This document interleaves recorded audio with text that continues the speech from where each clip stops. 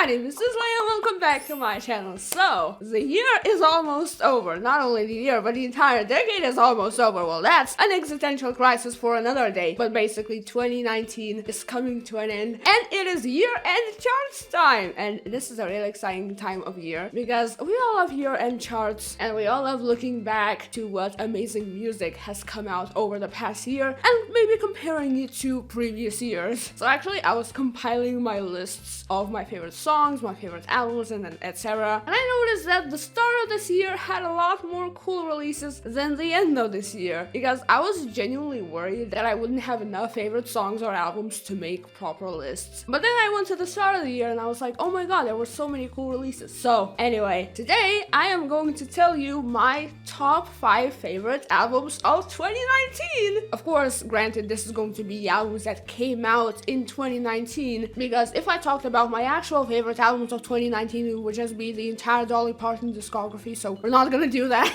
But yeah, my 5 favorite albums that came out this year, there were some really good ones, and I cannot wait to share them with you. But before we start, if you enjoy my videos and if you like supporting me beyond watching them, please consider supporting me through Patreon. I'll put a link to my Patreon page in the description of the video. And also, thank you so much to the people who are already supporting me on there. I love you guys so much. Your support helped me out a lot throughout this year. Thank you so much. Thanks for sticking with me. I love you. So yeah, it is time to talk about the best albums of 2019. Once again, this is my personal opinion, so this is not like objective in any way. This is like albums that I genuinely enjoyed the most this year. So let's go! At number 5, we have Madame X by Madonna. Now, y'all know that the official part of my Madonna marathon is over. There will be more Madonna reactions, so do not run away, don't worry. But yeah, it was so much fun to do the Madonna marathon, and it was so much fun to react to that entire new era, the entire new era of Madame X as it was coming out, because, well, it was fresh and new, and I got to see y'all's reactions to a fresh Madonna thing as opposed to opinions that you had, you know, for a long time about the stuff that had already come out years ago. So that was a fun experience, and the album is in this chart because, while it's not my favorite Madonna album, it is lyrically and conceptually one of the most profound albums that she's ever done. Like, Madonna has never shied away from political imagery, political topics, and she's often been controversial. And especially now in this political climate, her voice was very needed, I feel like. And she delivered some incredible music videos, some incredible lyrics. That entire album was, you know, like, she's done a lot of dance albums and a lot of fun albums. This album was entirely serious, political. Not entirely, but most of it was that. I think it definitely deserves recognition and praise. And I know that none of the songs really became like huge worldwide hits, but I especially hope that people who become Madonna fans in the future, kind of like I did over the past 2 years, I hope they hear these lyrics and take them to heart, because some of them were really amazing. So yeah, Madame X is definitely one of the best releases this year that I've heard. At number 4, we have Avril Lavigne's Head Above Water album. Now, this was an album that came out at the start of the year as well, and over the past few months I kind of forgot about it, but it was genuinely one of my favorite records, one of the most fun, and, you know, maybe it's because of nostalgia a little bit, because I've loved Avril Lavigne for many years, but it had some of my favorite songs of the entire year, and I loved the overall tone of the album. The lead track, Head Above Water, was very, you know, it was very raw and emotional, and you could tell that it was based on what she went through. I'm gonna talk about one of the songs from the album in my top favorite songs video, but basically when I think about that album, I think that it was one of the warmest releases, you know, to me personally this year. Like, it kind of felt like home, and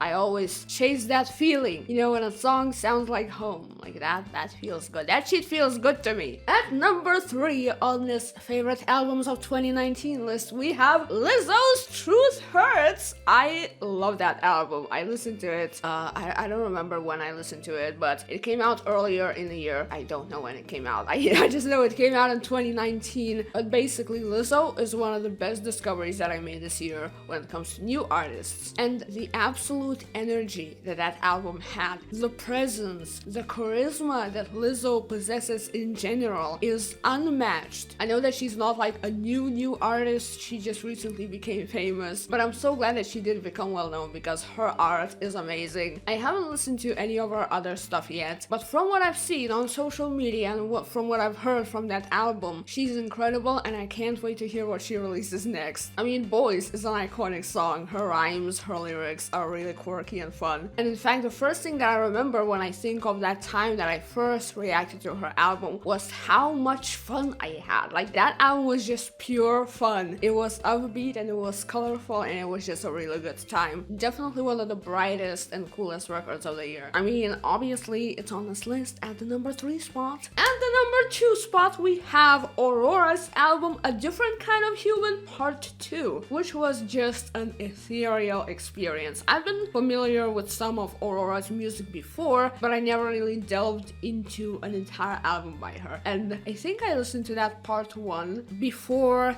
the Part 2 came out, and it was amazing. And then Part 2 came out and it had so many good songs. And the music videos were really good too. If you remember my reactions, you know I was really impressed by them. I just love her style. It's very modern, but combined with her lyrics and her vibe, it feels very earthy. It feels just in general, her entire image feels very connected to the earth and the elements, and I don't know how to call it, but it's just an amazing feeling when you listen to her songs. You just feel like some sort of like a magical realism experience where you're like in this world, but it's also very magical, and I don't know how to explain it, but it just feels amazing. I absolutely love listening to her music and I can't wait to see what she releases next. So yeah, that was a god tier album. And then before we go to number 1, I have some honorable mentions, which, you know, are albums that also came out this year that I didn't really include in this, but I also thoroughly enjoyed. First off is Marina's Love Plus Pure album. That was a really cool experience, and while I liked one side more than the other, overall musically it was a really cool record. And when I think of it, I think of very bright and vivid colors. I think that songs like To Be Human had some of the most profound lyrics that I've ever heard from Marina, and I like how that album in general had more of a positive vibe than her previous records. Then another record that I debated putting into this chart was Billie Eilish's When We All Fall Asleep, Where Do We Go? Because that was a completely different experience from what I usually go for, you know,